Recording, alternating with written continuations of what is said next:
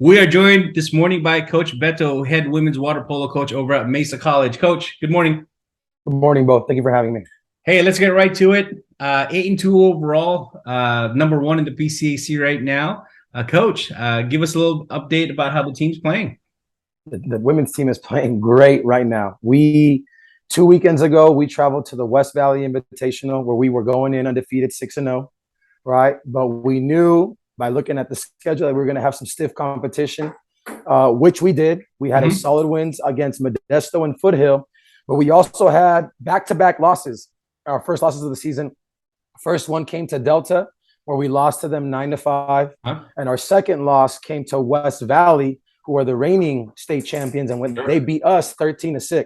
So they were the second opponent this year to put double digits or more than 10 goals against us.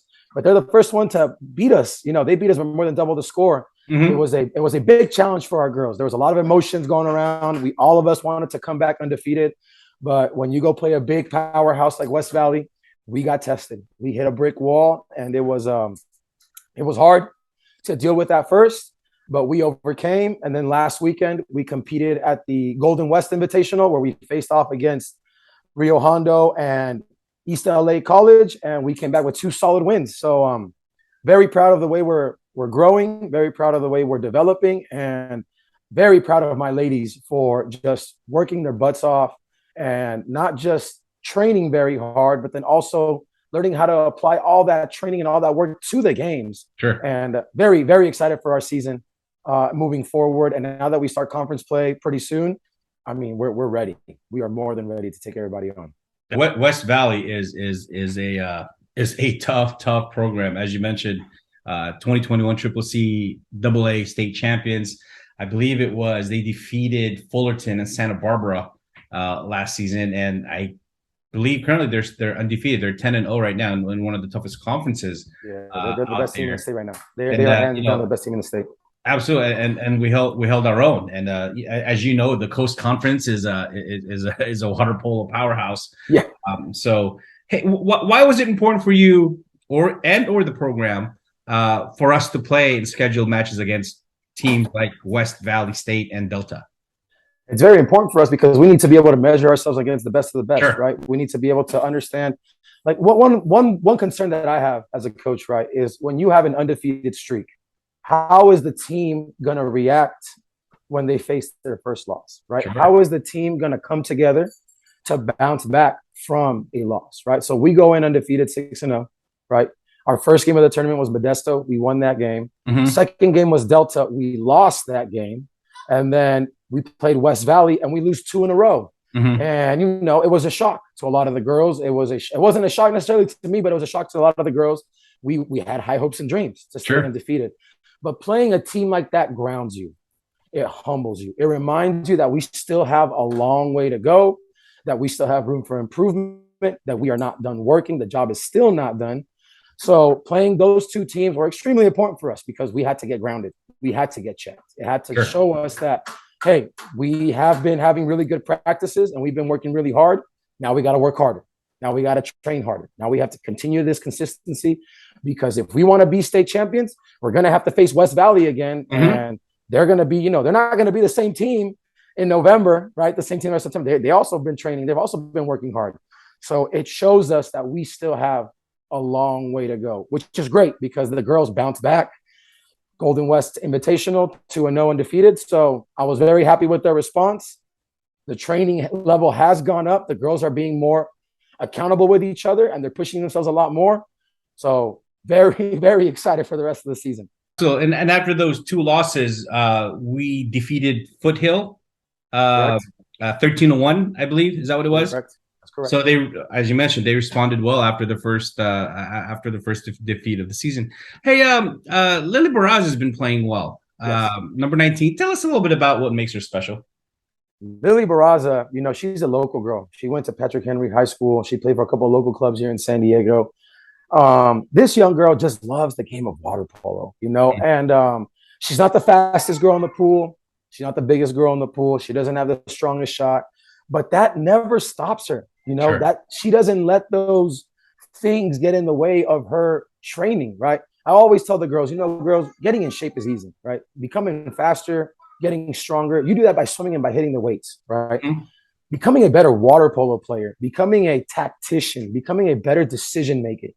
That is the hardest part to develop, not just in water polo, but I guess in every sport, right? Like when you get to the higher level, to make the right decision at the right time, to make the right pass, to take the right shot, to make the right defensive decision. This young lady is hungry to become a better water polo player. And she has aspirations of playing at the next level at a 4-year school. So because she has a goal in mind to go to the next level, she just grinds every day. She hustles every day. She's one of my co-captains, actually. She is one of 2 co-captains. She's one of 2. She's one of the 4 returners on this year's team. And she's really embraced that leadership role. She is one of my most vocal athletes.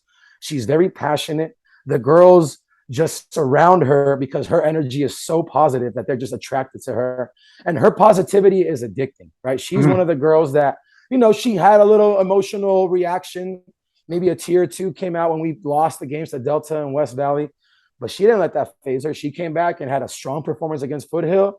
I believe she put, I think last weekend against the Golden West Invitational, I think she had maybe 8 or 9 goals in 2 games. So this young girl just wants to get it, and she wants to be a champion, and she wants to not just be a conference champion, she wants to be a regional champion and a state champion.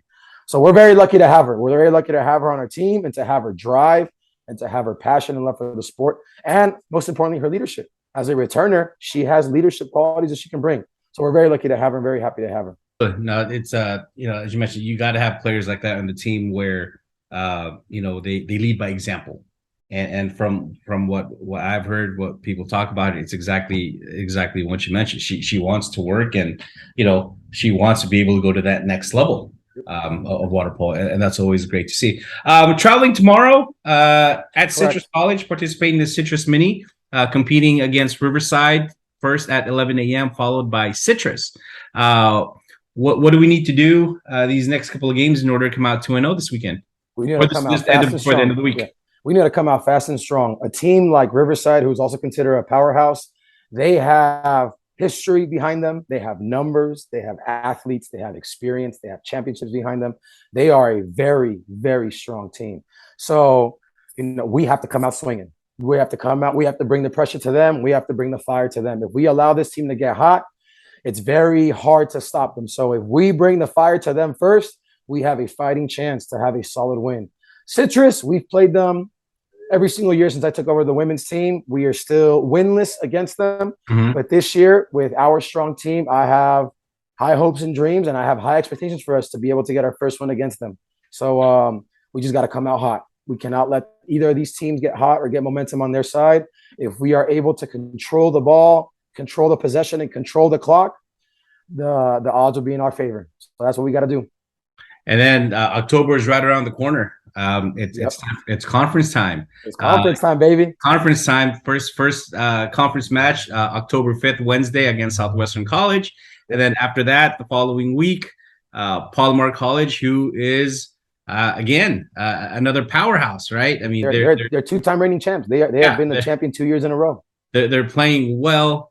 They're right behind us. I believe we're 2 games ahead of them right now. I think. And then Grossmont. So here we are, right? Conference time. This is what we're all looking for. This is what we've been aiming for and practicing for. Yes. I asked this earlier about the men's program. Of all the things that you've seen up to this point, what is the one element or trait that you still think that we need to improve on leading up to conference in October? I think the one thing that our women's team has to continue to work on is building more team chemistry, continue to practice together some more, right? What was missing when we played a lot of these powerhouse teams like Delta and West Valley was that they have a lot of returners. So by having a lot of returners, you have all those leadership qualities that kind of make the team click and mesh a lot sooner, right? I have 4 returners out of 20 athletes, right? So it's a lot of weight on their shoulders to kind of get these girls on the same page, to kind of get them to think on the same wavelength, to get them on the same energy level. So we just have to continue to just have consistent practices. Everybody show up, continue to build team chemistry, because once we have that, we'll be unstoppable because we have weapons, man. I have speed, I have shooters, I have defenders, I have attackers, I have really fast girls, I have really big girls, I have really tall girls. So we have all the pieces in place to make a state run, not just a conference or a regional run at SoCal, a state Sure. run. We just got to build that team chemistry. We have to get everybody as a well-oiled machine. So as long as we do that, we'll be good to go. Got it. Once again, Coach, thank you for your time. I know you're traveling with the men's today over at Miramar. But just to quiet, I haven't told you this yet, but we are taking a look at live streaming that Wednesday, October 12th game against Palomar Awesome. for all our fans and our supporters to see. So once again, I thank you for your time. Keep up the great work. Good luck tomorrow at Citrus, and let's come back with both wins. Thank you to you, Bo. Appreciate it. And thank you to all supporters out there. Thank you so much.